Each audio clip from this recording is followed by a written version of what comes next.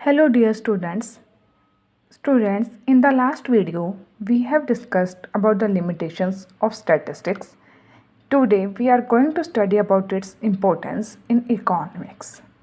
Statistics क्यों importance है student, क्यों हमें उसकी स्टडी करनी इम्पोर्टेंट है इकोनॉमिक्स में एज अ सब्जेक्ट, उसके बारे में हम डिस्कस कर रहे हैं। तो सबसे पहले क्या कह रहे हैं कि जो हमारी इकोनॉमिक प्रॉब्लम्स होती है जिनको हम इकोनॉमिक्स में स्टडी करते हैं, उनको स्टडी करने के लिए कहीं ना कहीं हमें क्वांटिटेटिव इंफॉर्मेशन की रिक्वायरमेंट होती है।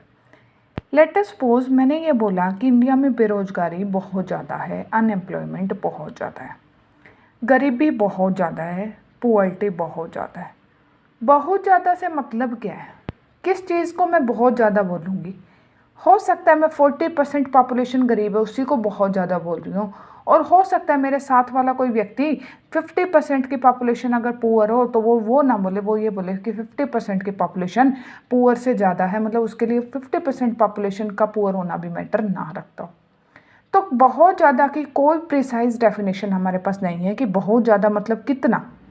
तो इसीलिए स्टूडेंट्स हमें वहाँ पे क्या चाहिए होती है, क्वांटिटेटिव इंफॉर्मेशन कि इंडिया की पॉपुलेशन का 40% क्या है, पुअर है। इंडिया की पॉपुलेशन का 20% क्या है, इलिटरेट है, अनपढ़ है।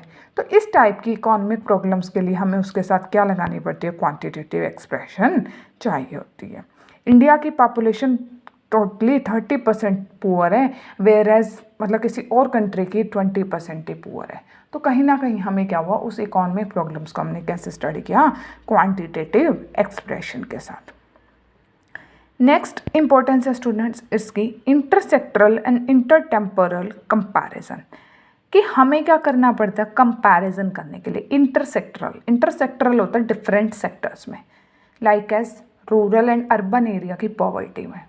तो वहाँ मुझे रूरल एरिया में कितनी पॉवर्टी और अर्बन एरिया में कितनी, वहाँ पे भी मुझे क्या चाहिए, क्वांटिटेटिव इंफॉर्मेशन कि रूरल एरिया में क्या है 50% लोग पुअर है, वेयर एज जो हमारा अर्बन एरिया उसमें 30% लोग पुअर है। तो वहाँ पे मुझे क्या चाहिए, क्वांटिटेटिव इंफॉर्मेशन चाहिए।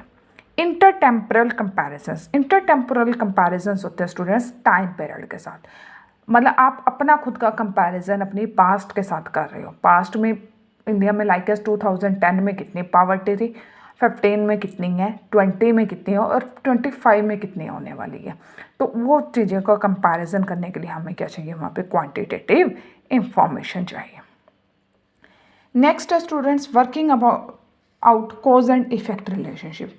कॉज एंड इफेक्ट होता है कि किसी कारण से दूसरी किसी चीज़ के ऊपर उसका क्या देखने को, असर देखने को मिलता है।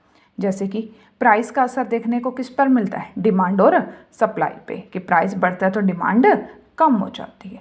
तो कितना प्राइस बढ़ता है, कितनी डिमांड कम होती है, क्या रिलेशनशिप है उनके बीच में, क्या कॉज है, कितना उसका इफेक्ट आता है, तो उसकी स्टडी भी हम किस में करते हैं, स्टैटिस्टिक्स में। हम एक चैप्टर स्टडी करेंगे को रिलेशन, जो क्या करेगा, दो वेरिएबल्स के बीच में रिलेशन दिखाएगा कि दोनों वेरिएबल्स एक दूसरे के साथ कितना रिलेट करते हैं।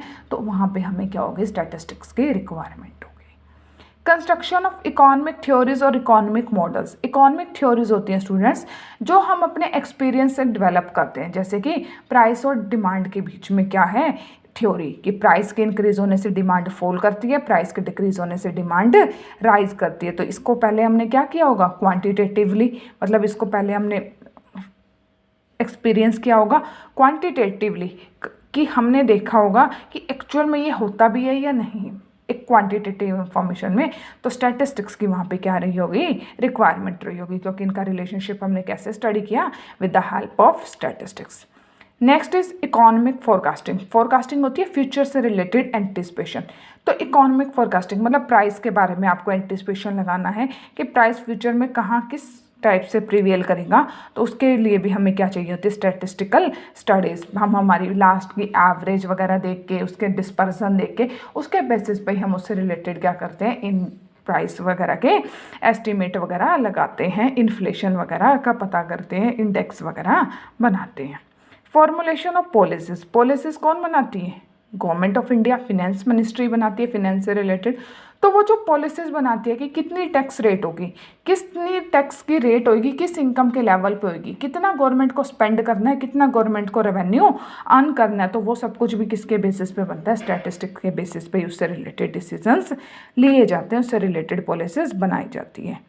Next is economic equilibrium. Economic equilibrium से मतलब होता है स्टूडेंट्स कि एक कंज्यूमर कब इक्विलिब्रियम संतुष्टि में कब होता है, जब उसके गिवन इनकम से वो क्या कर लेता है, वो गुड्स बाय कर लेता है जिसमें उसका सेटिस्फेक्शन मैक्सिमम होता है। और कोई प्रोड्यूसर कब इक्विलिब्रियम में होता है, जब उसका प्रॉफिट मैक्सिमम होता है। तो वो कैसे फाइंड आउट करते हैं, वो भी हम किसकी हेल्प से करते हैं, स्टैटिस्टिक मेथड से। स्टैटिस्टिक से ही हम क्या करते हैं, उसमें स्टडी करते हैं। और इन सब के बारे में हम माइक्रो इकोनॉमिक्स में क्या करेंगे स्टूडेंट्स, स्टडी करेंगे कि कैसे कंज्यूमर और प्रोड्यूसर अपना इक्विलिब्रियम बनाते हैं। ओके स्टूडेंट्स, तो यही सब कुछ हमने स्टडी किया क्या कि हमारी स्टैटिस्टिक्स हमारी लाइफ में क्या रोल प्ले करती है। Okay students, with this video your first chapter completes here. In next video we will start our next chapter, second chapter. Okay students, thank you.